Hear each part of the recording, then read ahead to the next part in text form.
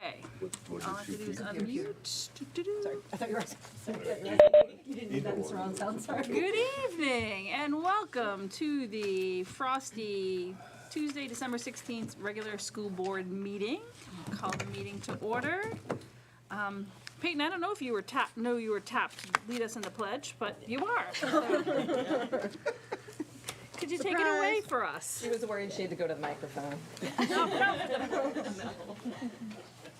I pledge allegiance to the flag of the United States of America and to the republic for which it stands, one nation, under God, indivisible, with liberty and justice for all.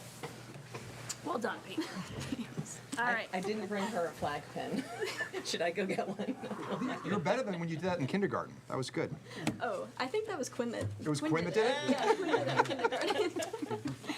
Sheesh. All right. So any changes to the agenda? Nope. All right, I make a motion to approve the agenda.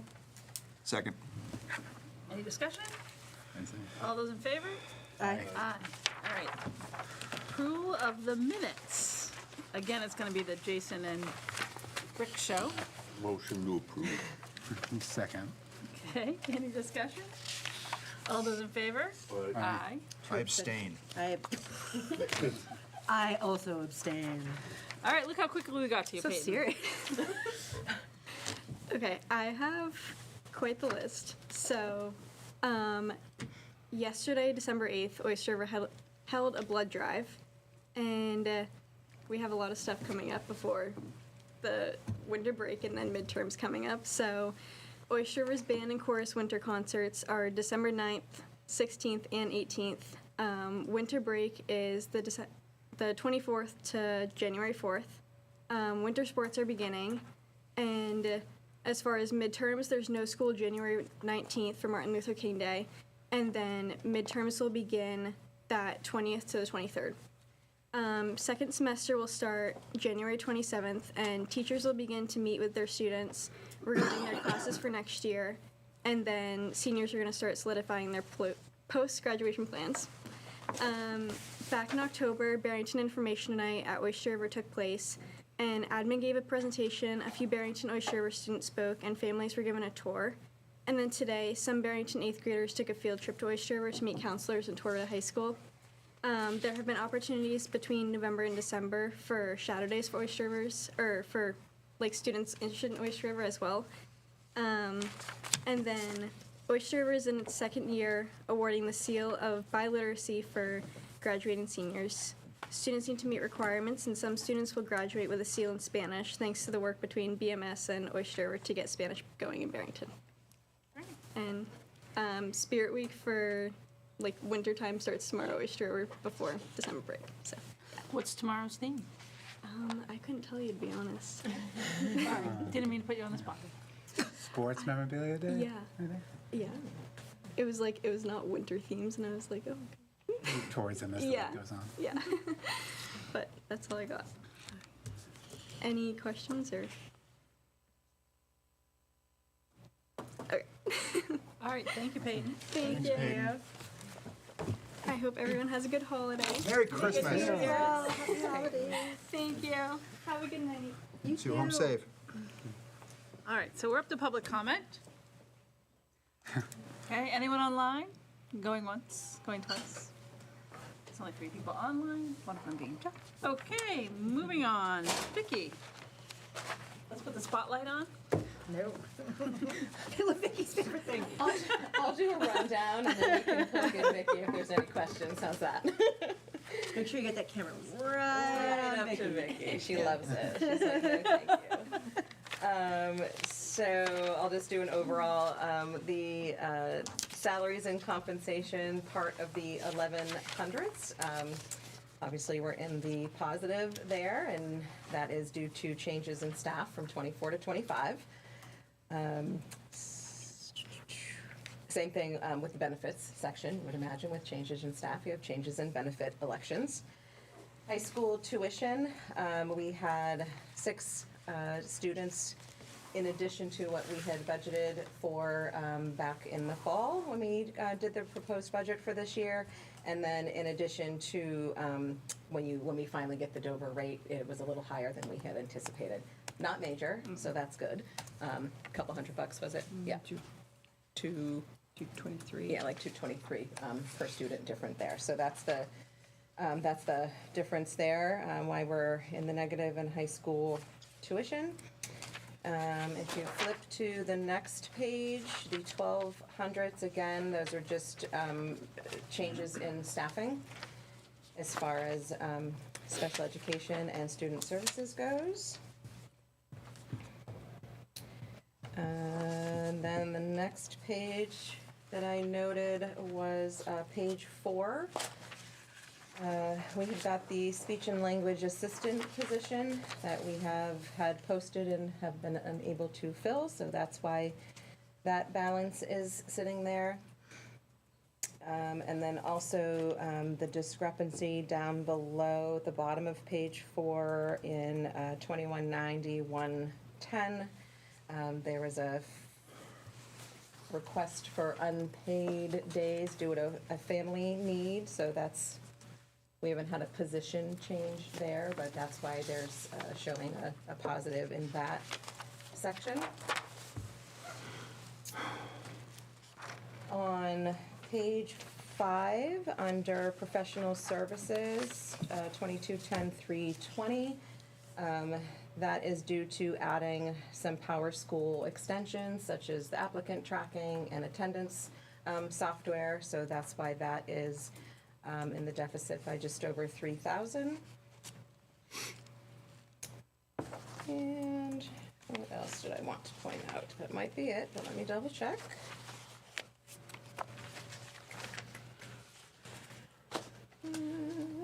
Oh, page 9. Contracted services for cafe services. We did not finalize the new contract for that until well after the budget process took place, so we were quite undershot that line there, so that's $75,000 difference for food services based on where that contract landed.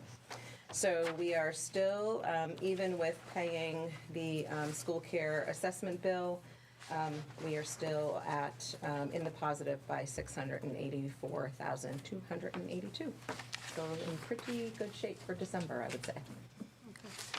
Can I have a question? I have just a question back in on page 5 with the 2200s, where you talked about it's over because of the, like, posting for positions and things like that, but it says like professional services testing is where we're over.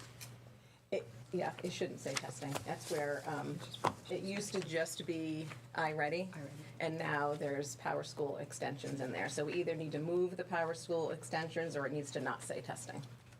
Yeah, or separate it, because there's like Power School, like student-facing things or student-concerning things, and then whatever the addition is for the Power School add-on for hiring, like that should be broken out to be transparent.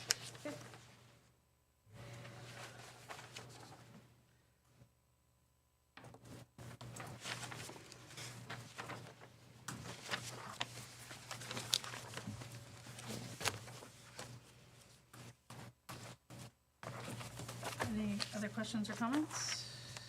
Thank you to those who submitted their reports as well. Thank you very much.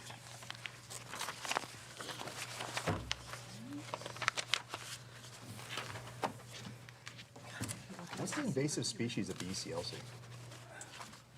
It's some type of plant that was, I forget the name of it, that is growing up the fence and then up the trees, and then it basically chokes out the trees. Oh, it's And those so vines? if you Yeah, don't yeah. remove them, then you lose your trees. I have a ton of those. Yeah.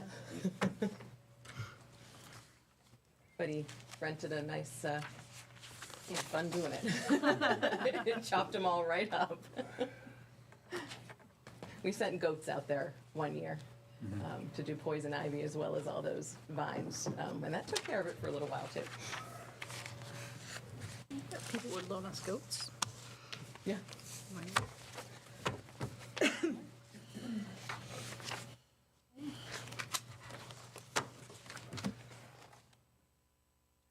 Anything else for that section? Yeah. Oh, okay, so school board meeting schedule. So added a regular meeting in January, so we don't have a big gap from tonight until February, especially with potential changes in the hearing and the deliberative. We have in the past tended to cancel that meeting, but you never know if we might need it. So added our typical third Tuesday of the month that's highlighted there. Sense. Do we make a motion for that? Did we ever actually vote on the meeting schedule? I don't think Yeah, we we did. Okay, then we should vote on the amendment to it. Make a motion to add the January 20th, 2026 regular school board meeting. Second. Any discussion? Okay, all those in favor? Aye. Next day. Yes, we want to meet again. One next time. Did you add grudgingly to the? Somebody should have said no, it should have been 4-1. Well, if we don't need it, we can cancel it, but it did seem like a very long time to go from now until February to be able to vote on anything, particularly if we get information from the state about the calendar and be able to We put that actually, out. we did get it, Okay. but we're good now. Especially with the federal government and the state of New Hampshire. I think that's my greater concern at this point. Tip the Yeah. whole school district upside down, the state education system upside down We're making a go of it. before then. So correspondence, I'm assuming it's the letter from Ms. Yep, Lamar. we have a notification for retirement from Liz Lamar. She's the computer teacher at BES and does not, per years of service, qualify for the early retirement incentive. I did have her wait because we had waived the December 1 deadline because we were adopting that policy and procedure, and at that point, we hadn't discussed it, so we weren't sure what the details would be, so she's submitting now. Have a motion to regretfully accept her. I make a motion to regretfully accept Ms. Lamar's letter of retirement. And thank her for her years of service. Second. Yes, I'd like to thank Liz too. I mean, she's held several different positions in the district and done well with all of them, so we appreciate her commitment to the district. Okay. All those in favor? Aye. All right, so early retirement.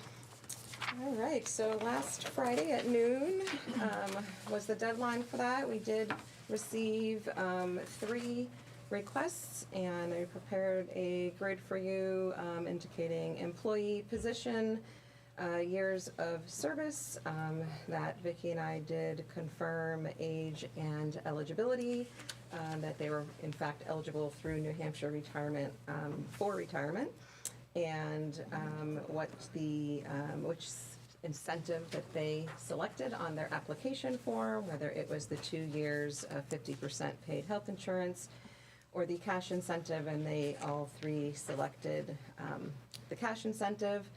My recommendation is that we would accept all 3. One of the reasons I had asked for flexibility in 2 retirements and wanting to accept up to 4 is if in the budget process we do look at classroom position reductions as a result of enrollment, obviously certain positions don't help that cause. You can see here when we look at longevity commitment in service to Barrington, that's exactly what would have happened here. So that would be my recommendation for this evening. So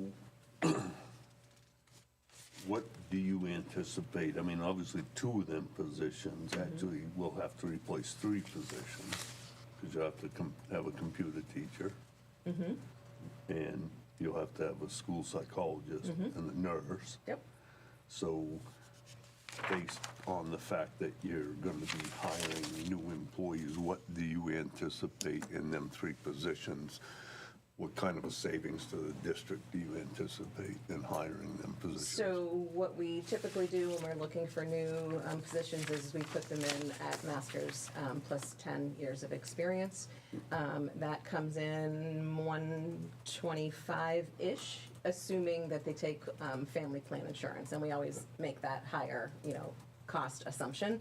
And given years of service for these positions, they are close to $150,000 per position, and so we've got about a $25,000 savings per position. Of course, we can't predict who's going to apply Right, and yep. who's out there, but that's a Right. pretty good. So in the first year, it would be nearly a wash by them taking the $20,000 incentive. The first year would nearly be a wash, but for a few years after that, the district would benefit in that savings. And the reason I'm asking that, because I think it's important for people that want to come back and look at the tape or the RON to understand that in the first year, there's not going to be a huge cost savings, but there would be down the road by putting this incentive out there for early retirements. Yeah. Yeah. We have the potential of anywhere from if they don't take a family plan and we're doing a buyout, right? So I would say you'd have a range of, on the lower end, $12,000 to $15,000 savings, or nearly a wash, right? Yep. From a percentage impact on your overall budget, up to close to $100,000 if they didn't take family plans.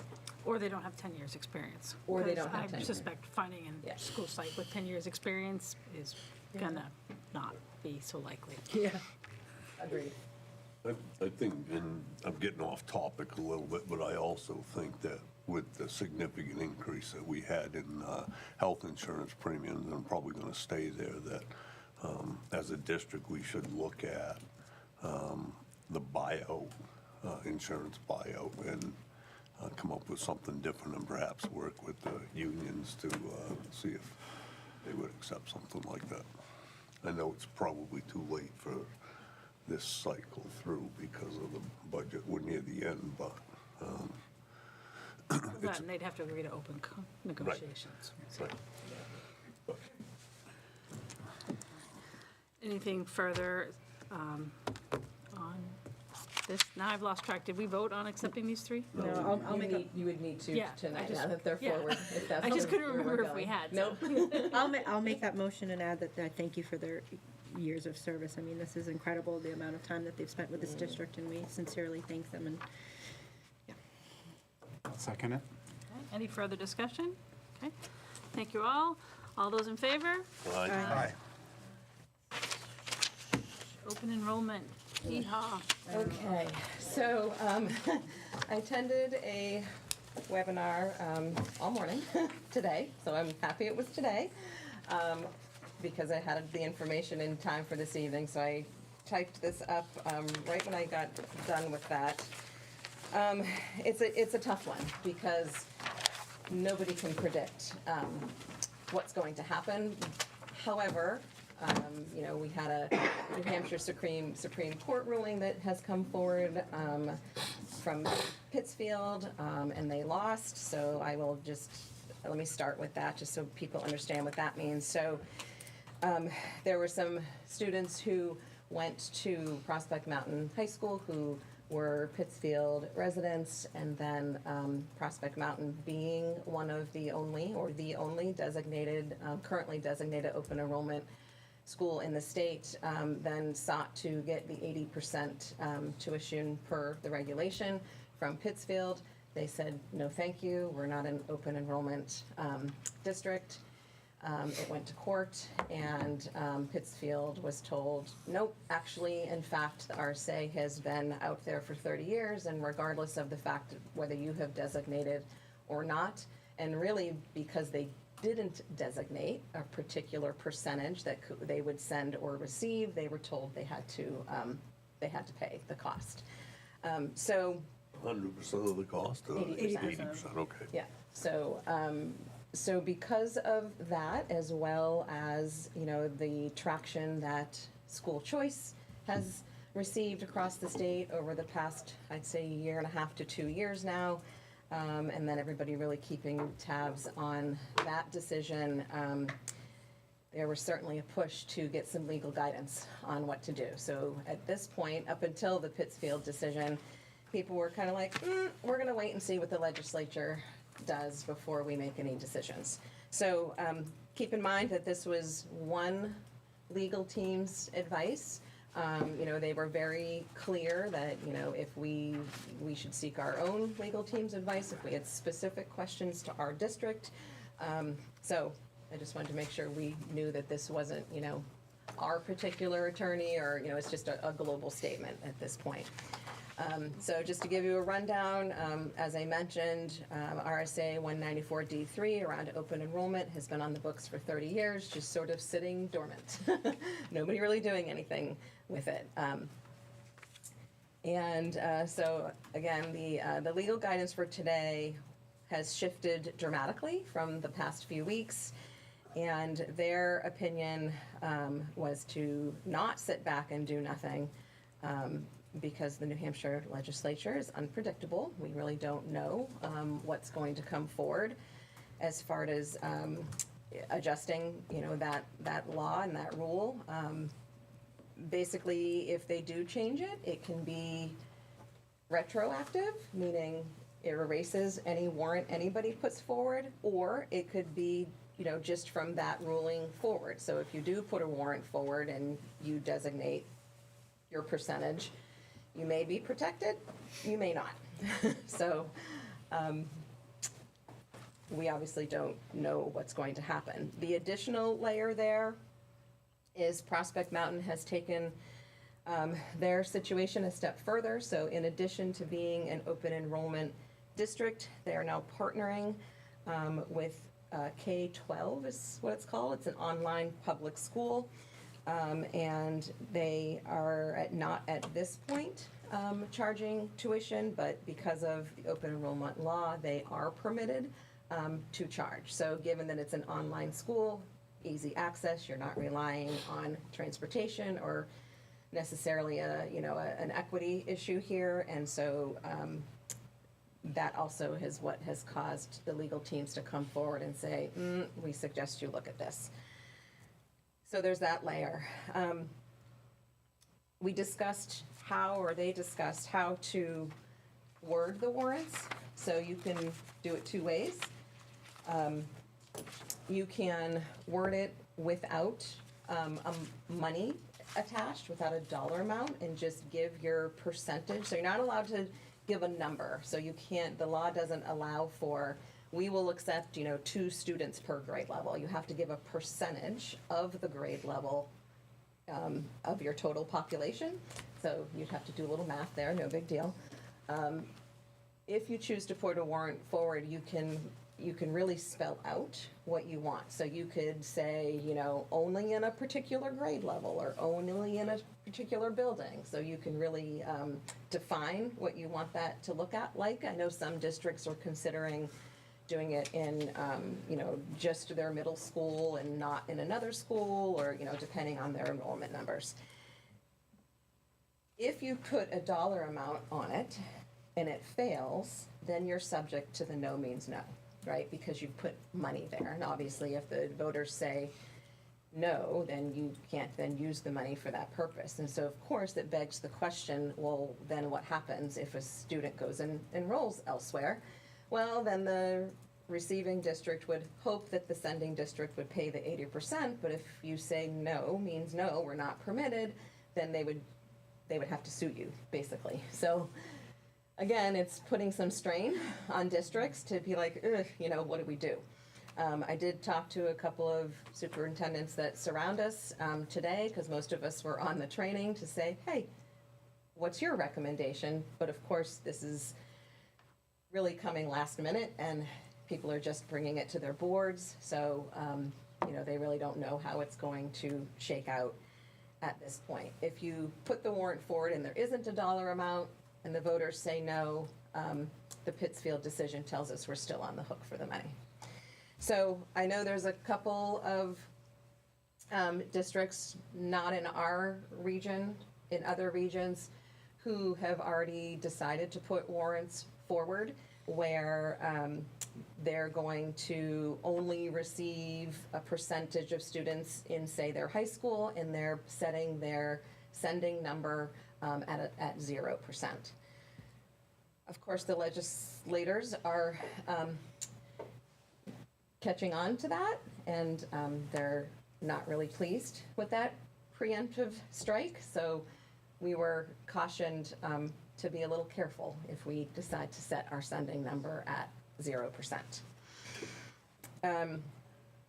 After talking to superintendents that we work with in the area, and also looking at, what our tuition costs are for high school, I know some of the concern was, well, wait a minute, if we have this agreement and we're paying X amount of dollars, and then the other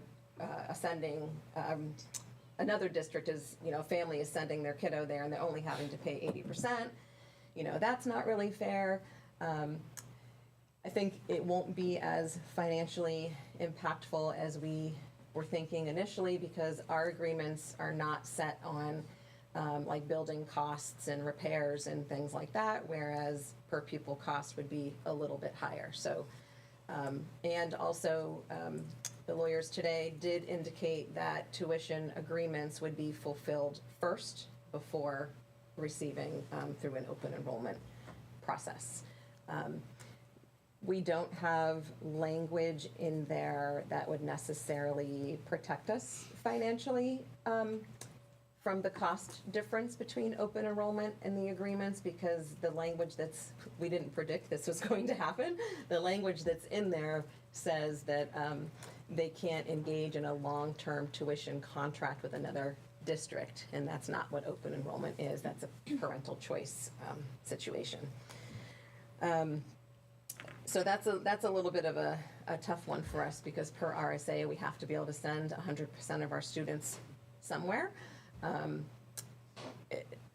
Dover doesn't put forward warrants because of their city structure. They would have to go through a referendum process. They're not intending to do that at this time. Again, people can change their minds at any moment, or, somebody can come forward with a suggestion at a hearing, or, and I did speak with Dr. Shaps today, and they're not intending in Oyster River to become receiving or sending district either. Co-Brown is not subject to any of this because they're a public-private. So that takes them off the table. A few just other things that that came out in the conversation today. Students can only change schools once a year. Attendance is assumed to be full-time, so it's not intended to be a compilation of a little bit of homeschool, a little bit of online, and a little bit of I want to go to a different district. It's you're designating a full-time status. If you do set your number at a certain percentage and more people ask to come to you, the word shall, you utilize a lottery process is in there. So we're well versed in a lottery process. I actually asked the question, could you have a cutoff date if you did go down this road, so that you wouldn't have that kind of revolving door throughout the year? And right now, because the current law is written pretty openly, when you write your policy procedure, you could say, it's designated on June 1 and we're done. So you could do that. I will add that I've had about 10 parents ask at this point about open enrollment and for us to pay for them to go elsewhere. This was prior to the Pittsfield decision. So at the time, my response was, we're not an open enrollment district, so no, we're not doing that. I now know, as a result of the Pittsfield decision, that I can no longer say no, that we would lose that decision. And the opposite of that is I have had far more than 10 families come forward from surrounding districts saying, we want to come to you. What age level? Elementary. All elementary. Yeah. So with doing nothing, we don't have to receive, we can't refuse payment for a sending. So that's the implication of doing nothing. If a parent does choose to go to an open enrollment district, we would have to pay the bill. So right now, the only ones that we know of, right, are Prospect Mountain, so that's high school, and transportation is not incumbent on the sending district. That's a parent choice. And then there would be the online K-12 also through Prospect Mountain. And just like charter schools, the sending district has to fulfill special education services. So it's 80% of the receiving district. So if a family from Barrington want to send their kids to Dover, we're on the hook for 80% of the per pupil cost in the city of Dover for that? Nope, so here's where it Okay. gets strange, and Right. nobody had the answer to this. So basically, it's gonna take a whole bunch of lawsuits and litigation in the upcoming years to answer these questions unless the bill gets revised going into the spring. So right now, it is 80% of the sending district's Okay, tuition okay. rate. All right. So, however, if we had somebody say they wanted to go to Prospect Mountain, 80% of what? We don't have a high school. Right. So do I get to choose? Do I say, well, my elementary per pupil cost is the lower one, so I'm going to send you 80% of my elementary rate?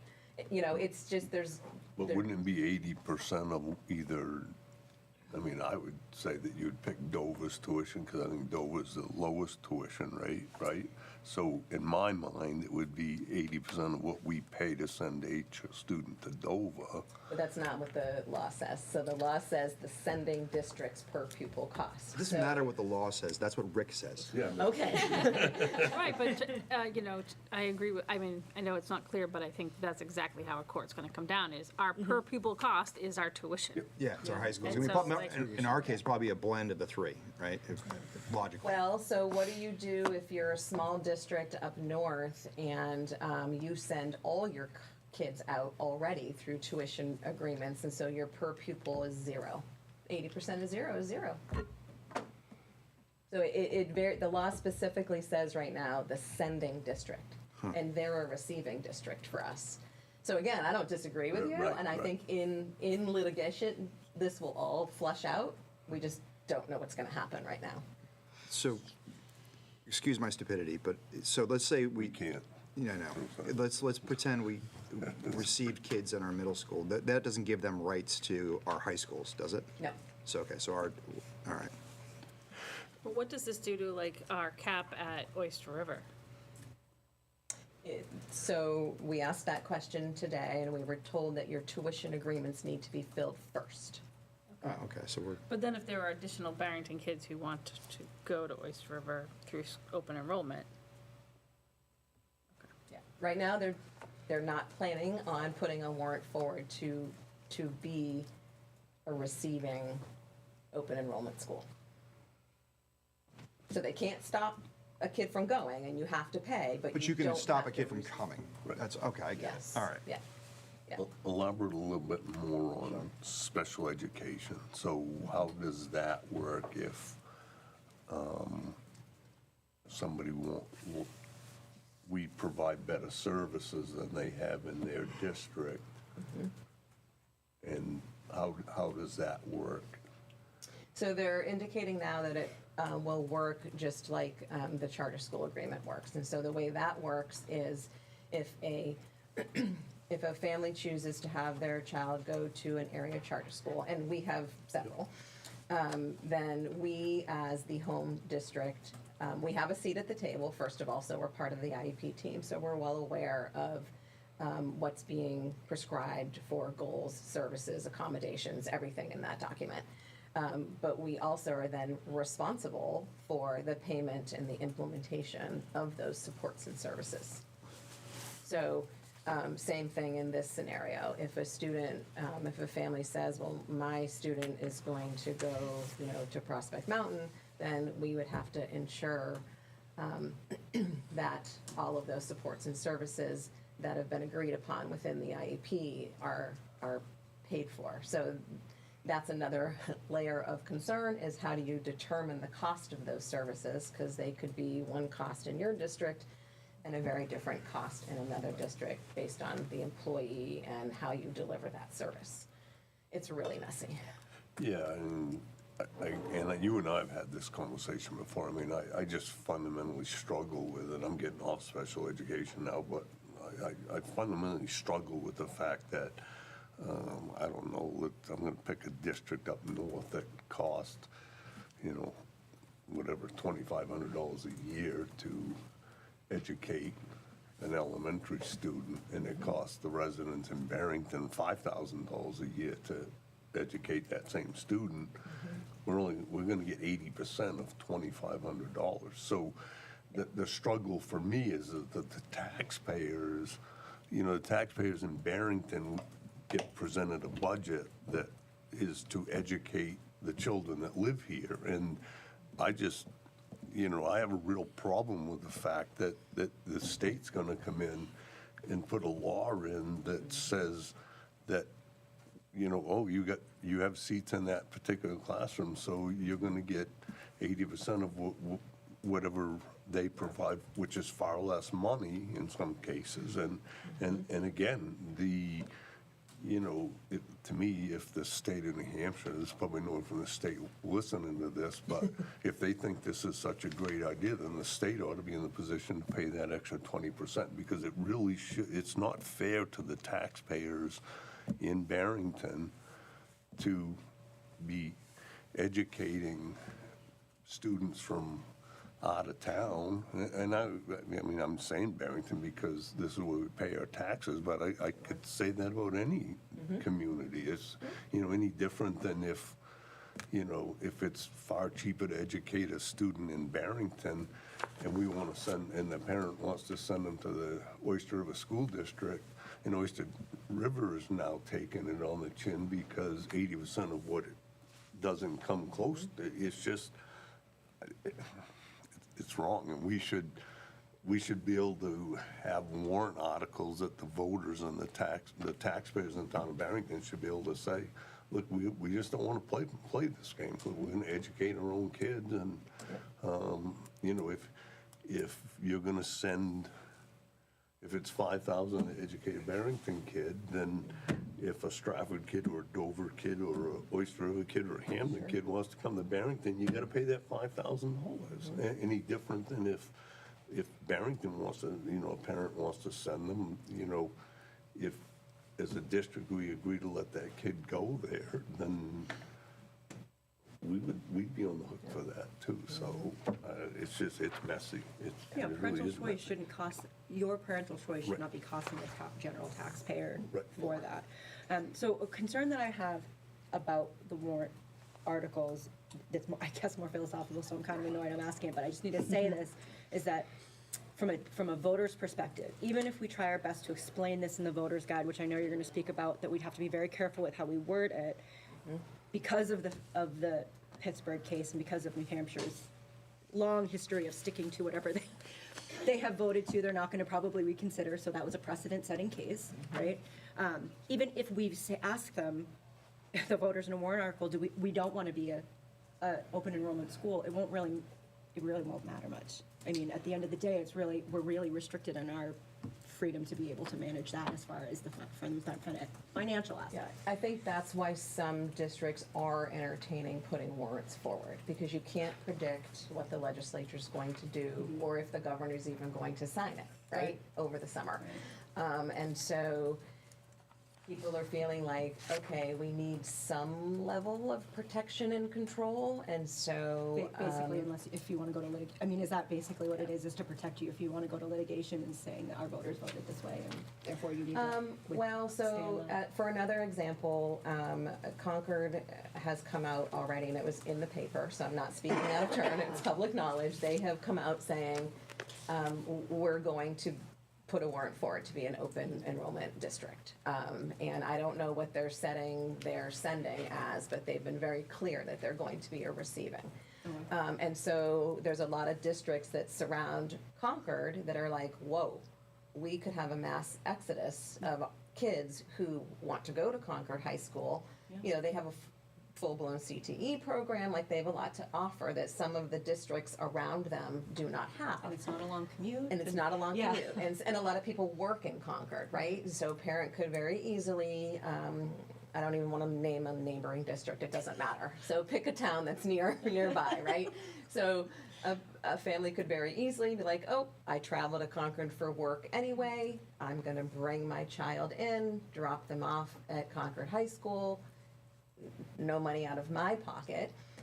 But the neighboring districts are like, whoa, what are we going to do if we lose 30 students, right? That's a big impact. That could potentially lead you to have to, reduce foreign language programs or art programs or what have you. So they are choosing to restrict the number that they will send. Again, they can go ahead and say, we're only going to let 5% of our population go out, and then we've all been told to put an open enrollment line in there in our budgets, right? Right now, we don't have an amount in there. We just know that we're required to have the line. But if you're going to say, just for easy, let's get rid of the percentage part because it's just easier to talk about numbers. So let's say this particular district's percentage means 10 kids. And they know what their per pupil cost is, and so they're just going to put that money in their budget and plan for the fact that 10 kids are going to go, and then it's going to help them control their programming because they know they're going to keep the rest of their students. And whether they decide to be a receiving school or not is neither here nor there, right? They could choose to be receiving because then they could recoup some of that money that they're now sending out. But they're trying to control the numbers that are allowed to leave. Yep. However, if they rewrite the bill that was put forward and they, designate how you're going to determine your open status, your receiving amount, they haven't done that, but we've all asked those questions. So we've basically informed the legislative body by asking all of our clarifying questions. So that's what people are concerned about. What's the downside if you're going to predict that 10 kids are going to leave and we're going to be paying 80% of our costs to another district? What's the downside of us saying we're going to accept 10 kids? Or 15. I think it would depend on. Because you're still going to have to man those classrooms. There's going to be 10 less kids to teach. So why wouldn't we say, let's take 10 kids in and get 80% of to offset that, right? It's like those classrooms are going to exist regardless. Yeah, so probably a good year ago, I had taught when an open enrollment started really popping. I had shared, like, we don't know what the formula is because the current rule doesn't say anything about it. But let's assume that we're going to be allowed to adhere to our own class size policy. We are well below our own class size policy currently, right? So arguably, one would say we have space. So I guess we would want to just look at those numbers and be very, cognizant of how big do we want our classes to get. And that's the benefit of putting forth a warrant saying, here are the grade levels where we have space, here's the numbers we will accept, and nothing else. And that's what people. Can that warrant article change year to year to year? Like, can we could look at the population of the school every single year and say, this is how many we're going to accept this year? Yeah, okay. Can I ask, what happens if, so it's this year we say we can take 10 kids and we specify the grades. And then for whatever reason, we have some move-ins that then put those grades over can we, is there acceptance for open enrollment just for 1 year, and they have to do it, once they come, they stay with us through 8th grade? Yeah, the legal opinion today was, I hate to pick on a grade level because then people are feeling like I'm saying that grade level is going to do it. So the legal opinion today, so they kept using 3rd and 4th grade as their example, right? If your 3rd and 4th grade is low, you would say, which our 4th is not, so I'm not saying Barrington, that, the sort of argument would be that class of students is going to, grow together. We're in a unique spot in that we have all this building going on in town where other communities don't necessarily have that. So you wouldn't necessarily be able to kick them out and say, we're now too big. You would have to adjust your staffing accordingly. Wait, you just said not necessarily. Yeah, we can't kick them out. We'd have to. You can't. Okay. You would have to adjust your But staff. not necessarily Yeah. that using that word. That's the current opinion. Okay. But again, it hasn't gone. No. Nobody's poked at it yet. Yeah. in the warrant article, can the grades that we are receiving be different than the grades that we send? Yep. Can we be that granular? Okay. Yeah, right now, you can be very, very specific about what you will and won't do. There's the way the RSA is written currently allows you to designate in any way you wish. And they didn't remove any of the language in regards to our power to refuse a student? Is that still the same, like behavioral, serious behavioral issues, Yep. documented, well, okay. Yeah. And if you say, you know, we just don't have the capacity to meet a particular student's needs, Okay. you could say, we can't meet that child's needs. Okay. Yeah, and if they've been expelled, Right. Right. they don't get to then, and same thing if a student, you know, goes to another district and then they get disciplined or expelled from that school, they can't come running back to their home Okay. school. The board would have to overturn the expulsion from the other district in order to allow them back in. Okay. So so they get expelled, that kind of leaves them in no man's land, the student.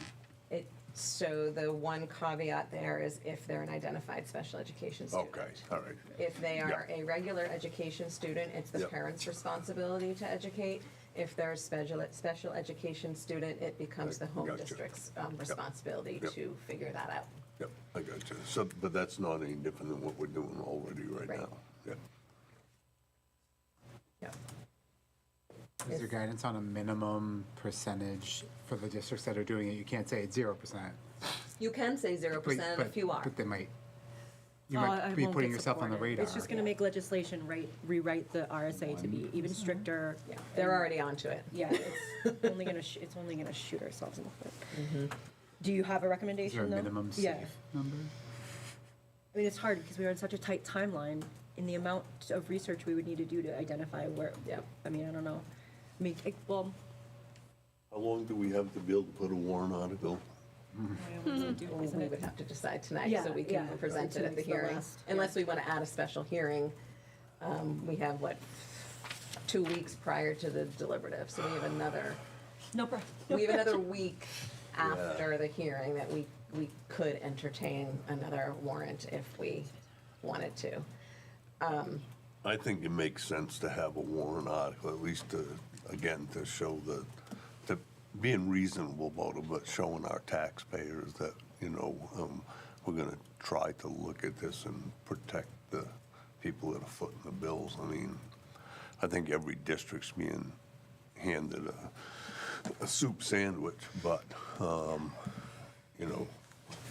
short of, if there was legislation, again, going back to home rule, where the town of Barrington could say, hey, we just don't want to participate in either side, we're not going to send and we're not going to receive, but you can't do that, so. If we do nothing, we do not have to receive, but we cannot prohibit somebody from going elsewhere, and we would have to pay the 80%. So, Unlimited number, right? If we Right. do nothing. exactly, that's my worry. So if I'm really, if hard pressed to make a recommendation tonight, I would say putting a reasonable percentage out there to try to control our numbers coming in and out feels safer to me than the unknown of how many would go. Because what we don't know is how many other districts are going to put warrants out to be receiving schools, then opening up the potential floodgates for people to go. Right now, they don't have anywhere to go. So there's no risk, really, right now. But I know everybody's talking about this week, everybody. And then again, you don't know what's gonna pass in March. And, and you say like Oyster River's not going to become a receiving district, but I wonder what's going to happen when the reality hits residents in Durham that their middle school population has dropped to Yeah. by 30%. Let me Are we gonna- clarify that, Yeah. however. The superintendent's not recommending they do either. They have a meeting tomorrow night, Yeah. and they're gonna be having this same conversation. discussion. So where they land, we don't know, Right. truly, right? So what percentage is, what did you think, 10 kids are requesting to leave? 10 I've families? had about 10 inquiries So what over percentage the is that? past year. That's what? Well, I would say we wouldn't look at our whole population. Yeah. Because our middle school enrollment has not declined. We have lesser numbers, K to 4. Yeah. So to me, if we were gonna do it, we would be very targeted in particular about which grade levels. And then we would be very conservative about the number, of just putting our toe in the water. And that's what I would say is, what we're doing is I'm looking at it, I understand what Rick's point is, but I'm saying, I'm trying to offset the loss of, if those 10 kids are gonna leave anyway, if we do nothing, 10 kids are out of here, and you're gonna have 10 open spots that we're paying teachers for anyway. Right. Why not have 10 kids move in and get some money back, and rather than be faced with the idea of cutting a position Right. down the road, If they go. right? So, I don't know, that's the way I look at it. No, I don't think you're wrong. I don't Yeah. think you're wrong in that thinking, because I was thinking the same thing, that, if 10 kids go away, they're not all gonna come out of the same class, so we're not gonna be able to stand there. I mean, in theory, you could have 2.5 kids out of four different grades. That's still not gonna put you in a position to reduce cost by staffing, and it's so late in the game at this point that staffing is what it is. You're gonna have to look at that issue next time around. So I don't disagree with Gott's train of thought, is to start out, dip your toe in the water, start out with a small percentage receiving into the kindergarten to whatever. I would defer to your opinion on where, obviously we can't put ourselves in a position to have to start looking at additions. We have to work within the space we got. So if we're gonna receive kids in kindergarten to 4th grade, and we don't have any control over shipping them out, so, yeah, I think maybe it makes sense to try to put a warrant article together in the 11th hour here, and, Have the wording, so it wouldn't be. and put some numbers in it, and put something together, and, at least maybe a little bit cut our losses. I think, and that gives us, over the next year, we can look at this, see what the state does, and look at maybe be in a different position to come back with a different warrant article next year with some more specific numbers, maybe. Well, if the state makes a different ruling, then Yep. we're done. Yep. Right? But we don't, it's just, the timing is terrible, because we don't know. We haven't made final decisions from a budgetary process at this point, but when I look at the numbers that I've put together, and we've talked about early intervention, and we've talked about leaving kindergarten and 1st grade at 6 teachers and not cutting to 5, I would be that narrow at this point. Like, those 2 grade levels, a very small percentage, because we do have small numbers at those grade levels right now. It's a tough one.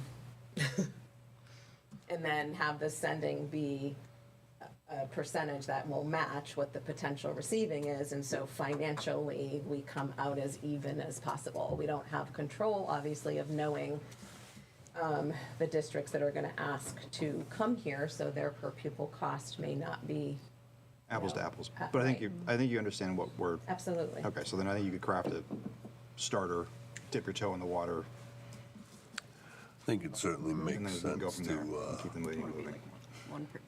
make sure that at least our local legislators understand the position, we're in, and maybe sending a letter to them asking them to, Basically, that's like 1%.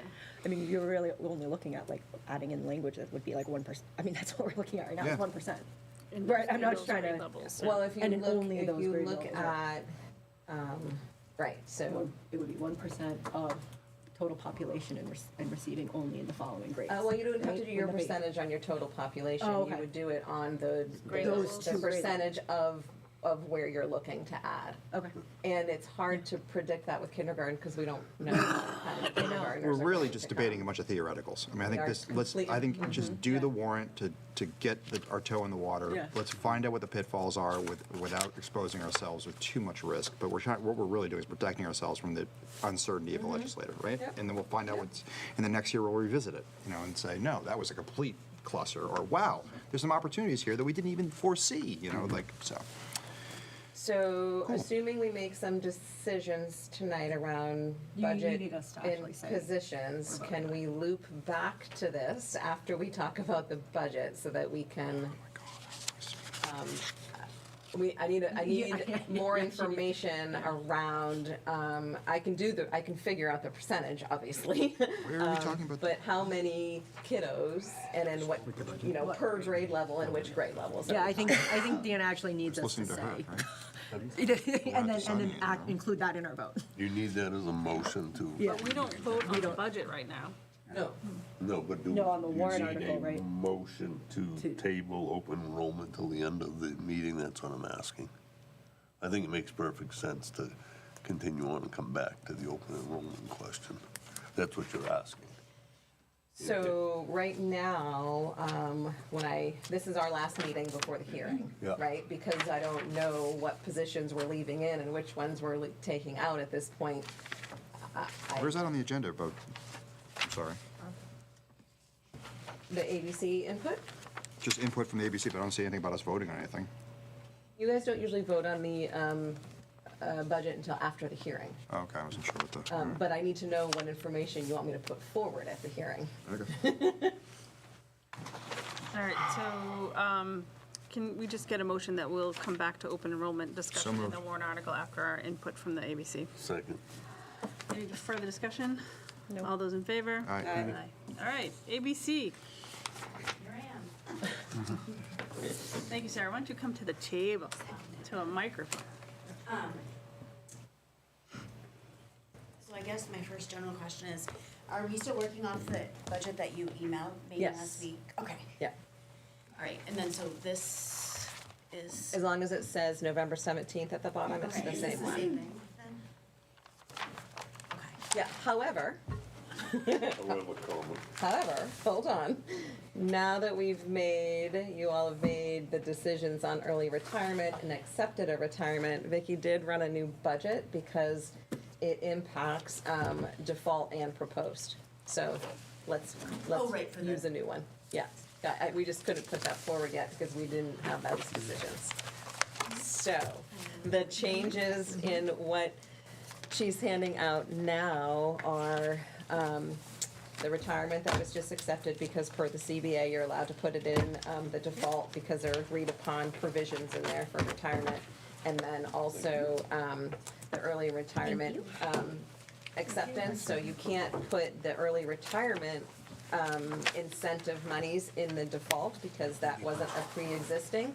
But those staff members have different retirement severances based on pre-existing CBA. So those pieces are in the default and the proposed.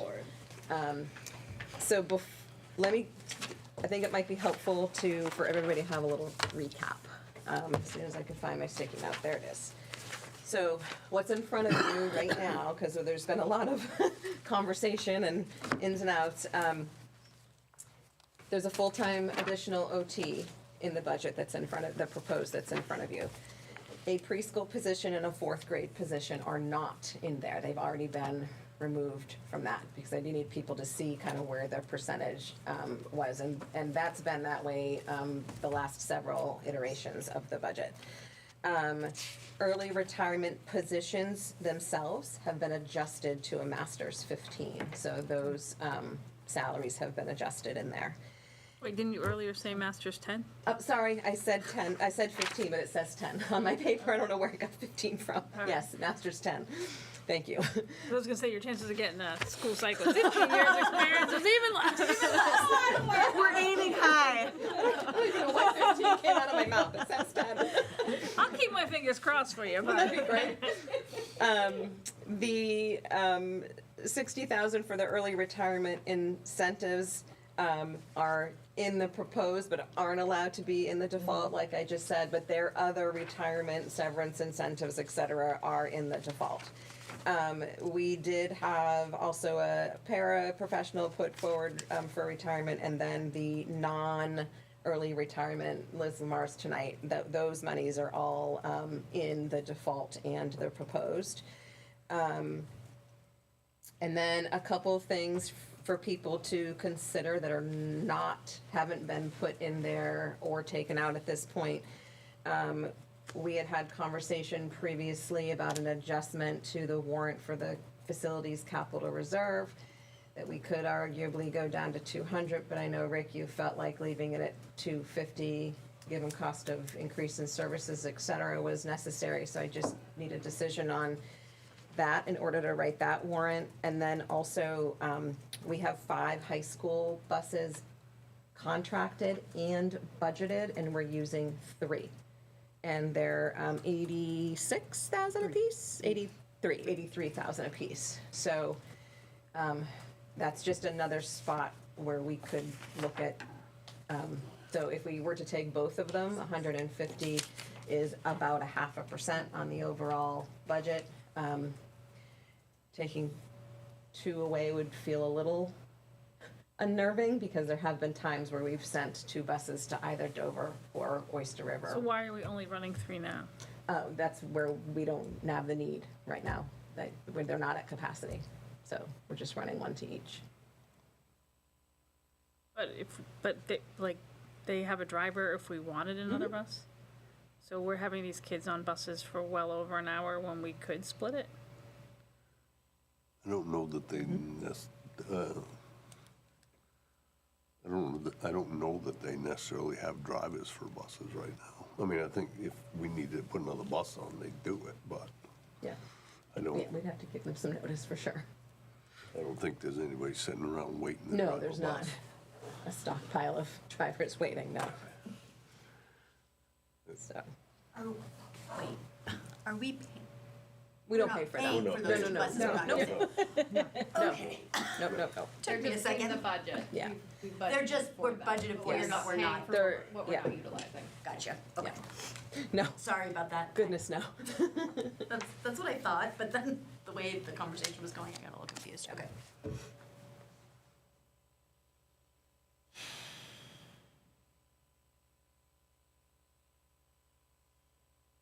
Got my questions? Are you ready for Love your me? questions.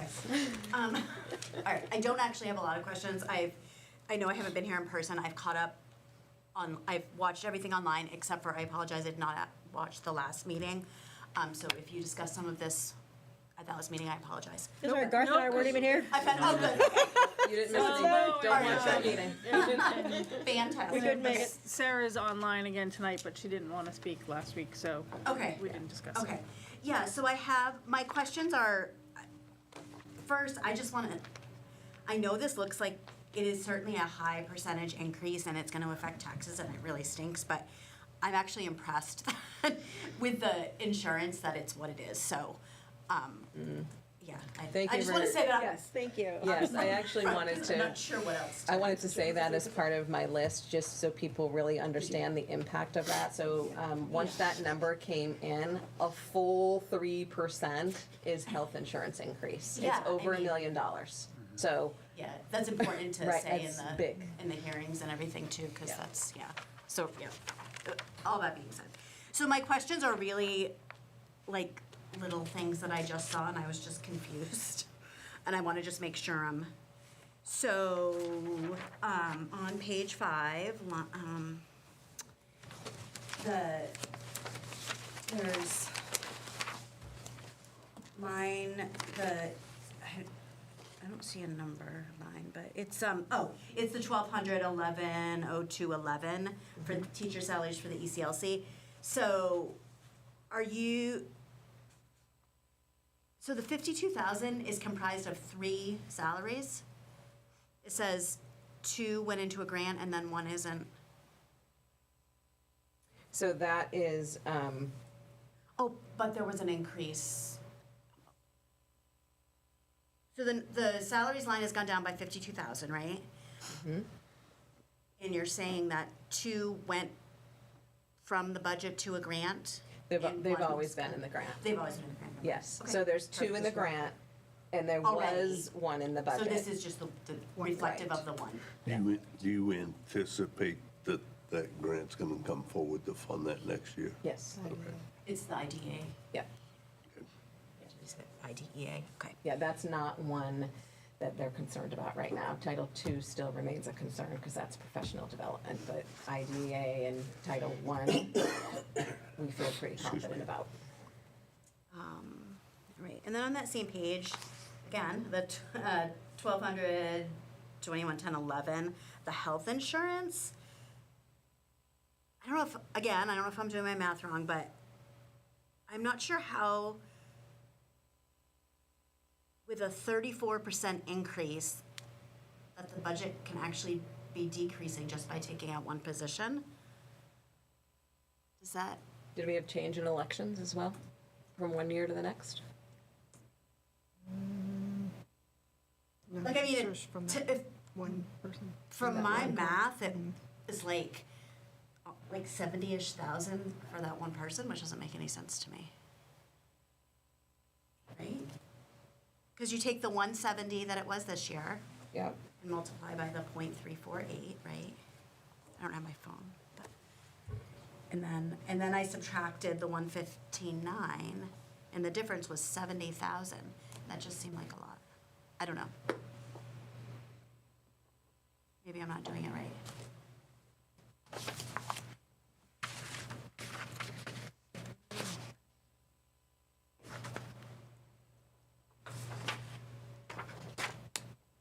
So what you're saying, Vicki, is that 11,000 is because of that one teacher that's not in The the one budget? cut that we took, right.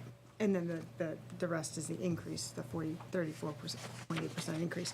But if we look at this year's, we do have a balance left over, so the 170 isn't everything we needed. Gotcha. Okay. I just checked on the financial statement for this year, and there is some left over in that one. Okay. Oh, yeah, it looks like 24, 25, and we used like 147. Okay. All right. Never mind, sorry. Oh, and then this is like something small, but just, and it's not gonna make a big difference in the budget, but I'm just curious.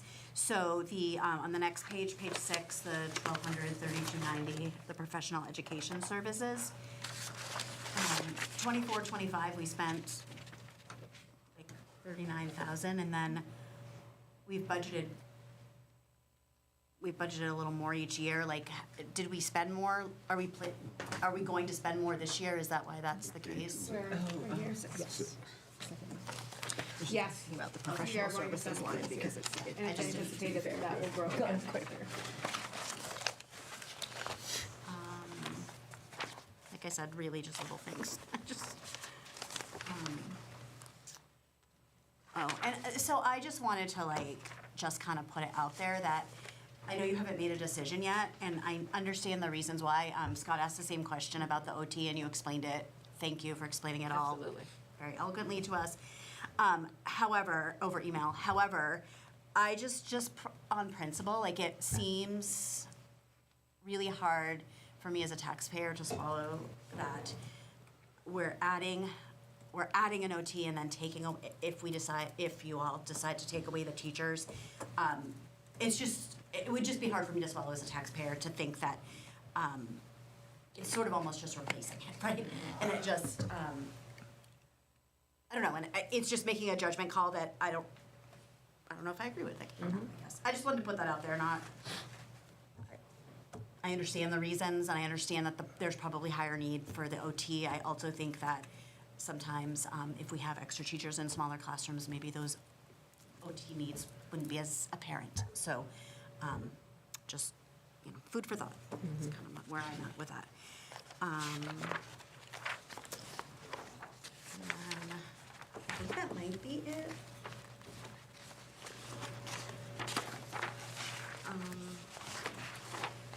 Oh, this was just totally just, why was UNH covering our security alarm monitoring? It says UNH no longer covers? Correct. I have a good answer for that. I'd have to ask Oh. that question. I'm just curious. They used to, So, That was nice of them. yeah, so UNH monitored the fire alarm system for the town, any town buildings. Oh. So, the fire department and the old town hall, which was a school building, and then all the other school buildings were being monitored for free as part of the dispatch contract that the fire department had with UNH. And then UNH needed to upgrade their system, was no longer going to be able to monitor alarms, so they sent notification to everybody last February-ish to say, hey, come June, we're not going to do this anymore. So it forced the school district and the town to go to an outside vendor. So even on the town side, a service that they were getting as part of their dispatch contract is no longer there, and they have to,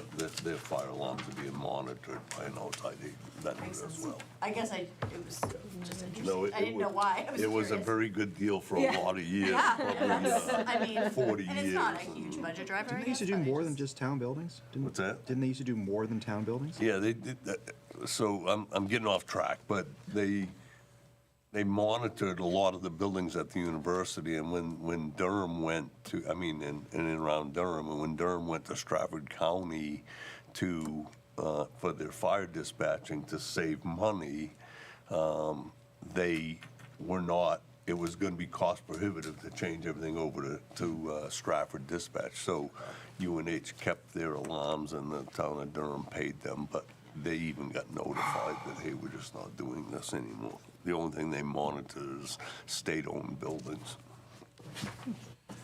I was just curious on that one. Yep. My only last thing is not anything to do with actual dollar amounts or anything, but just, I'm wondering why the tech coordinator, the business manager, and the facilities manager are not listed in the admin series? Like, is that, because they're all admin positions, right? Is it just, That's where they're separated out in the budget by function code. is that how it is like everywhere, It's all always, yep, districts? yep. Okay. But increases are put in a collective administrative pool. Okay. So they're included in there. We didn't forget them. Yeah, I just, and then, do we have to, we don't have to put on the, there's nothing on the ballot about, do we have to put administrative costs on the ballot? We Not on do. the, Not not on the ballot. ballot. We are required to post teacher and administrator salaries on an 18 by 22 piece of paper prior to the deliberative. Vicky's managing that with Okay. all of Special ordering her- these. So it's not She a, already has it. Great paper. I was thinking if you were doing a total, that it would look like if someone was looking at the budget for No, administrative and salary. it's a 10-year look back average. So that has to be posted in the specified places with the specified size piece of paper prior to deliberative. What needs to be on the ballot though this year is cost per pupil and achievement proficiency That's what- scores. I knew Yep. there was something, and I Yep. knew there was. Without there was any two things, context. And I wasn't sure where. With no context. Right, You're not allowed that's to fun. really explain any of it. You can in other places. Great, You can't put an explanation sheet next to that 18 by 22 It's piece considered of paper coercion. that's Yeah. posted. So, I can put it in a newsletter, I can speak to it, but we can't post it there to explain the positions or, for us, we've had we have positions that, aren't year-round, or, so the number is just not gonna be super helpful, because unless you know the details Right. of the contracts of those particular And positions. then by putting it in a newsletter somewhere separate, that might, people might say, hey, now I wanna go look at this. That they didn't see before, right? Yeah, So, that'll be fun. that would be super fun. Yeah, those are the only questions I had. It was, like I said, really just small things. I think that this was a lot of work, and I'm very impressed that you kept it to where you kept it. Thank you I for wish it coming through it. wasn't. Yeah, thank you so much. I wish it wasn't going up at all, but I can't. Yeah, we, I can't understand how you would ever be able to do that. So.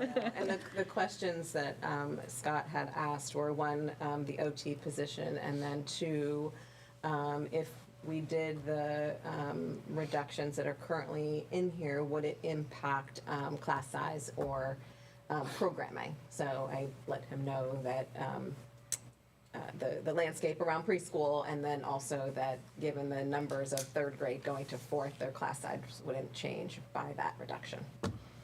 So those were his two questions, just so people are aware of that. Thank you very much. No, thank you for your patience. Thank you for letting us come back again this week when we. And so will the ABC be prepared to vote at the We'll meet, at yeah. the We'll probably, I budget think we hearing? typically meet after. Yeah, in a vote separate on space, it, so and then we'll just we'll- make sure we have that ready for them. Yeah, do you have to post, right, that we're gonna meet? Yeah, and then we usually give you the music room or whatever, following the hearing, and then somebody emails me what the decisions are. Yeah. Perfect. Puff of white smoke. Yeah. TP. And Sarah, to your question about the OT versus the classroom teacher, and not that I'm, as a longstanding educator, I'm not a huge proponent of reductions, but I don't think that having smaller class sizes is going to eliminate visual motor, fine motor, and sensory processing True. needs True. that. Yeah, that makes sense. So, a smaller class can do a lot of things. Teachers are fabulous, wonderful magic makers. They can't do that. Yeah, And got we- an apple for orange. And we did talk about, when Katie presented her budget, it's hard because it's not that if we contract the need, as we've done with other positions in the past, you can contract a service for, 2.5, 3 days a week, and it's gonna cost you more than a full-time person who now has the dedication to your district. That's where it gets hard. And I understand that, like I think you had said too, like the testing was, Yep. it can't be done very consistent. Right. and, Yep.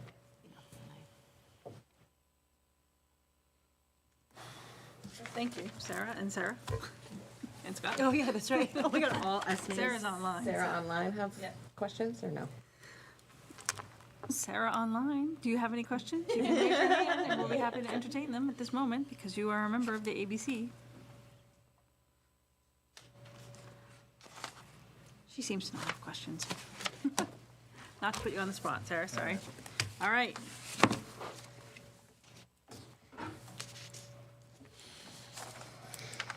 Let's see, where are we?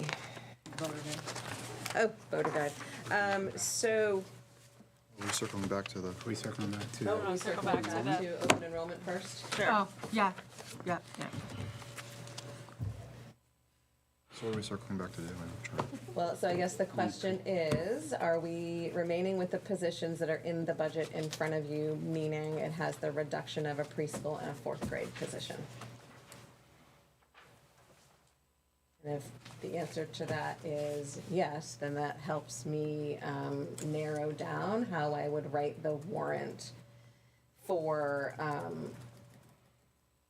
receiving, because I would then say if we are making those reductions, we would want to be very cautious and conservative and look to where we have the smaller current sizes, which would be K and 1, because second and third already have 5 teachers per grade level and not the 6th.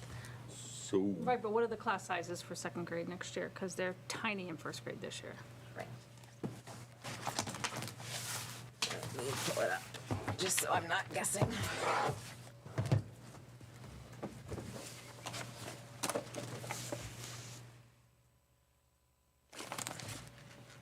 93, right? Is that the For next last? year? Is that the last principal's report? No, it's the last one of these. Let me look at. Wasn't professional. The Sorry, last as I one. realized I'm on live mic and live So camera. when I did this slide, it was 92, but let me double check Rich's last. 93. 93. 93, okay. Yeah. that's That's how why I many never classes? throw out any paper. That's 5 classes currently? Right. No, that would, No, so we had talked earlier in the budget process of, from a early intervention perspective, leaving kindergarten and first grade at 6. 6. and then 5 for second. And so there would be 6 first grades going into 5 second grades. Right, and that puts them at like 18, 19, so no, we wouldn't want to be 18.6, accepting. yeah. We Exactly. don't have 0.6 children.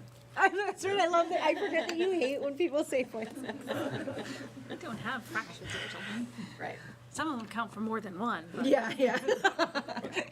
So remember there was the slide where I had showed our current landscape, and then if we were to look at our policy and go to 5 in every grade level, what those numbers would be like. And they really pushed right up against our current policy, and of course that's assuming we get no move-ins, right? So that felt extreme.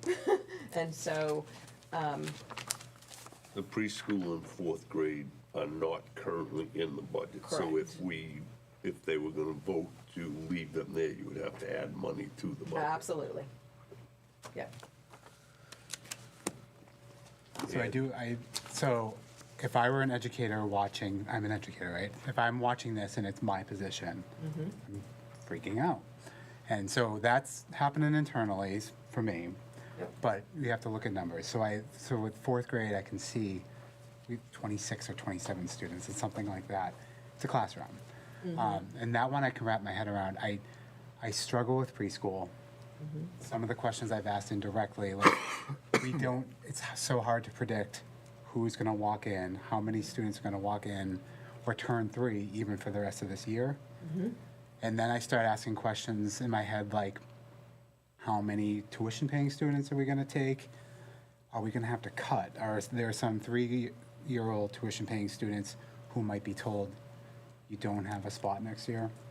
No, so I met with preschool, so I met with the staff as a whole. I went back and met with preschool. Following that conversation, Laura did a kind of preliminary preschool placement, and we are able to keep all of our current tuition students enrolled. Okay. And truly, when we went from 2 full-time to 3 full-time, we only needed 2.5. Try to find a half-time teacher, right? It's the same thing as OT. You just can't find half-time people. It's very challenging. And so when we had proposed that 3rd position, we said, hey, will you allow us to look for full-time because we potentially can offset that additional half of salary with tuition students. The capacity of that to be at full capacity would be 72 students. We've never hit that number. So we're just not filling those tuition seats to the capacity that we currently can. And we're also doing above and beyond what federal and state law requires us to do. Not that it's a bad thing.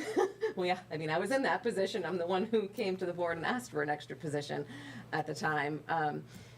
It's, we're just we're in a tough couple of budget years where we have to ask ourselves, what do we have to do? What would be nice to do? And we in order to be, I'm blanking on the words. Hold on, it'll come to me. You need to have, unless you're a self-contained preschool program, you then need to have a 50-50 match. Identified students with tuition students. We have far more tuition students than we have identified students. So again, not that that's a bad thing, right? But it's not the necessarily the intent of the program. And if we had been able to fill those 72 spots, I would be sitting here explaining a very different thing and saying, we're recouping that salary based on tuition. But right now we're in the 50s. And I also want to be respectful for way back, even pre-Deanna in that position, when we were bringing the preschool in and then bringing in, so way back like 22 years ago, it was strictly just special ed. And when we talked about bringing in, it was a big deal with the community to bring in typical or peers. We promised the community that we weren't going to be taking in more non-identified students because basically, so there were people in the community who were like, why am I helping to pay for preschool for other people, right? That's on the parent to pay for preschool, which I know they're paying in tuition, but, Yep. and also that we weren't going to be taking away from local businesses that provide those in-home or preschool services. Like, that we were doing this because we were going to bring in those peers that we needed to make our program what we wanted it to be and no more. And like, we seem to have kind of lost our way in that right now when we have such an imbalance. Yeah, if we reset the clock to however many years ago and back to that intent, then 2 satisfies that intent from before.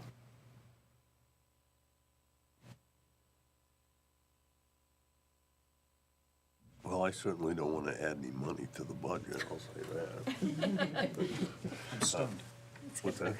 Good thing Garth was sitting down for that shocker. He's stunned. Oh. No, I think the budget as proposed reflects the numbers, the reality of the numbers. I don't think it's a, so.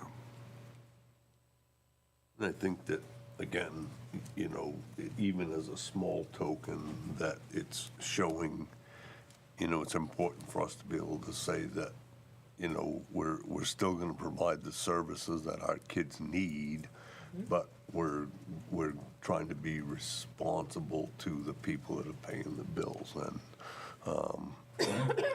so I'm proposing leaving them out of the budget. They're not in there now.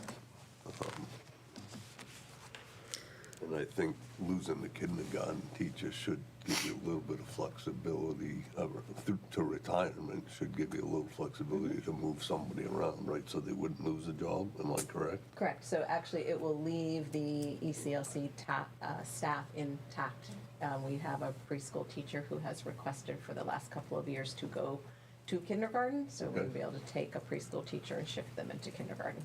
Well, I think that, you know, I think that accomplishes what a number of us are looking for, is that it really, truly hasn't been a reduction of staffing. It's, because it is tough to go to people that depend on a job to make a living and say, hey, look, sometimes we have to make tough decisions, but, you know, I think a step in the right direction was to offer the early retirements. I think the district or the town will see a benefit in the years to come. They'll show a cost savings, and we're not going to lose, we won't lose the kindergarten teacher. Obviously, the other 3 that are going to early retirement, we got to replace them, but we'll replace them at a cheaper cost, so. So to be very clear, though, to anybody and everybody who's listening, so we have 1 classroom teacher Yep. as part of the early retirement, Right. which will satisfy the preschool reduction, but that does still mean a reduction, not Yep, in I 4th gotcha. grade, but the last hired. So, Yep. you know, Perhaps, because there might be Perhaps. people who choose other positions and things like Absolutely. that, right? Yep. So absolutely, so I don't want people perhaps. panicking in December. No, no. So as we get closer, you know, the language within the CBA says, you know, when this becomes imminent, then the superintendent is required to go and have those conversations, you know, with the people it will directly impact. But we're not close enough yet to know what that's going to look like. In fairness, though, I do have it on my calendar to, you know, make sure that, you know, Yeah. the person or persons it would impact would know well in advance of needing to look for another job, Yep. as uncomfortable and unsettling as that is. But what you need from us right now is for us to say that, yes, we're only going to accept students in K and 1 and like a very small number, percentage. So first, that the positions that are currently in the proposed budget are where we want to stay, so that I know what to prepare for the hearing as far as a warrant. I can't put forward a warrant if I don't have, for a proposed budget without that. And then from a open enrollment perspective, my suggestion would be, if we're going to do it, it would only be K and 1, because that's where our numbers are low, because we kept 6 teachers there. And then on the flip side of that, I would ensure that what we put forward for sending would match the receiving. So hopefully financially, we would be on equal footing.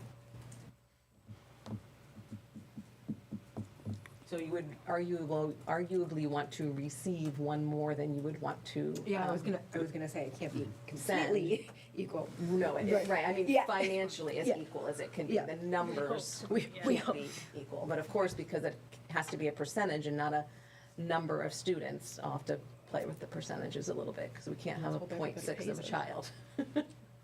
That sounds reasonable. Yep, okay.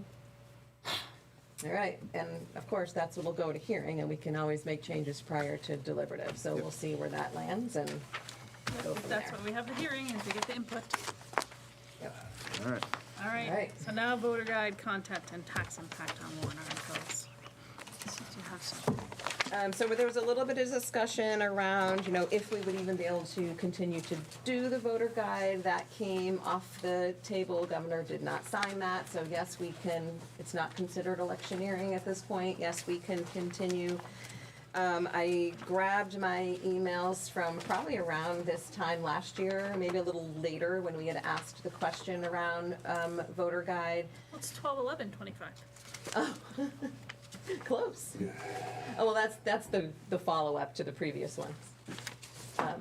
So I was on the phone with Abby Tucker, one of the attorneys that we use, and she said, didn't we talk about this last year? I said, absolutely. So we both went in and looked through I just wanted you to see the history there. So she had recommended in the past that you use the hearing and the deliberative to put forth your opinions as board members and not to put it on the voter guide. She upheld that opinion when I spoke to her the other day.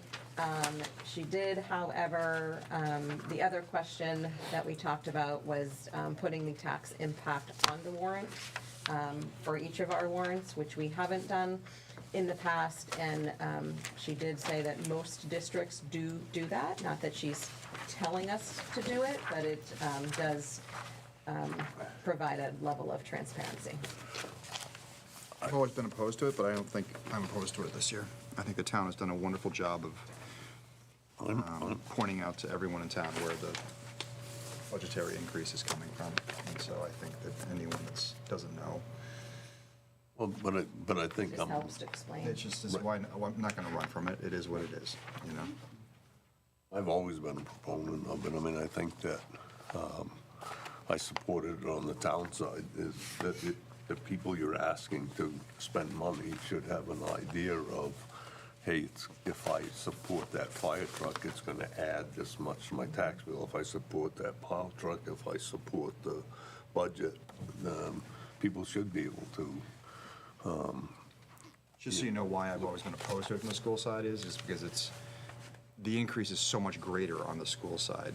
And it's like, oh, the fire truck isn't gonna cost me that much. Right. But wow, the school budget is, but this, I mean, a lot of what we do, you can't get around it, all right? Right. You can, it's not discretionary, so it's like, it's, Why we have the default? yeah. Right. So, all right? But Well, no, and this year, the default would put positions back in. It's I mean, only Well, and it's only no, a the 1% default would, the difference. default is still less than the proposed. Yes, it is. So, Yeah. but that, Yeah, right now, so Vicky's already figured out the tax impact. Right now, the proposed is just under $1.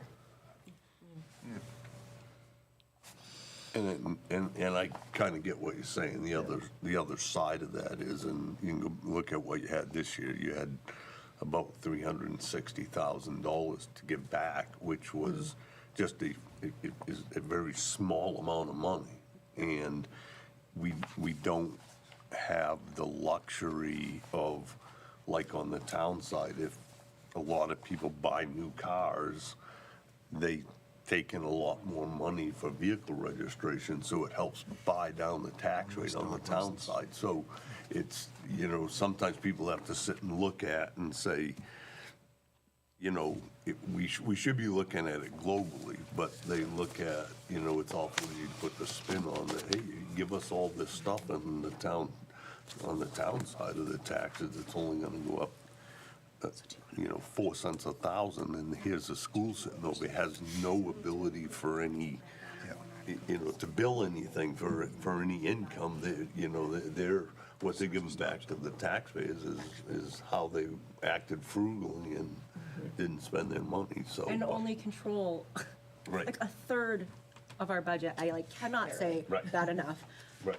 When I see things and people writing things on Facebook, not understanding the nuance and the difficulty I'm not even of sure our it's a school, third, of a public school budget, and making comments, I just find a challenge, because I understand, because I used to feel the same way before I was in this role. And I truly hope that people understand that, for as angry as they are about how the school isn't impacting their taxes, they understand that that anger and that frustration and focus should be directed at their representatives and those in legislature who are making some of the laws that are impacting them to this degree. Because again, our school board here is a fabulous school board, but we only can control what we can control. And it is a third, I think a little less, of the actual budget. And so I truly hope that Well, and is remembered. You're here, you're here. The pieces that people also don't understand, and they shouldn't, because it's very complicated, is you mean that don't. everyone wants to know No, you don't. Minutia of the a minutia of public budget. school budgeting? Yeah, but you don't raise from taxes the entire amount of the budget we're asking for, right? Like, that is offset by your revenues. And what the important piece, and I've answered a lot of these questions over the last couple of months, when we're looking at education freedom accounts, that's taking away adequacy funds, which is taking away the revenues, that's offsetting our budget. It's the Hold Harmless grant is being reduced by 20%, so that's going to take away from revenue. So there are things, to your point, Carrie, that are completely out of our control.